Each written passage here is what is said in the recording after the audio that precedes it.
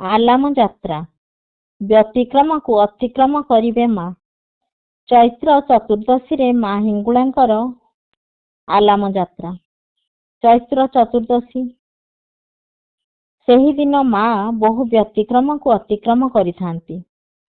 ବର୍ଷ ସାରା ଅନ୍ଧକାରରେ ରହୁଥିବା ଅନ୍ଧାରେଶ୍ୱରଙ୍କ ପ୍ରଦୀପ ଜଳେ।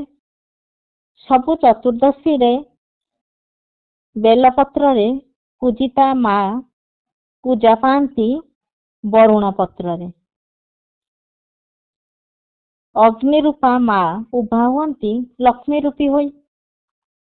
ଆଲାମ ଯାତ୍ରାର ମୁଖ୍ୟ ଆକର୍ଷଣ ଗୋପାଳ ପ୍ରସାଦ ଗୌଡ଼ ଭାଇଙ୍କ ବାଡ଼ି ଖେଳ, ବୀର ମାଟିର ବୀରଙ୍କ ପାଇକ ଆଖଡ଼ା, ଦହୁରୀ ମାନଙ୍କର ଘଣ୍ଟ ଘଣ୍ଟା ଶବ୍ଦ ସହ ବାଦ୍ୟ ନୃତ୍ୟ, ଛେରା ପହଁରା, ମୟୂର ଚନ୍ଦ୍ରିକାରେ ସୁସଜ୍ଜିତ ତ୍ରିମାତା, ପଟୁଆର ହରିବୋଲ ହୁଳହୁଳି, ଗଗନ ପବନ ପ୍ରକମ୍ପିତ, ଉଭାସ୍ଥଳୀରେ ଜାଜୁଲ୍ୟମାନ ଶିଖା।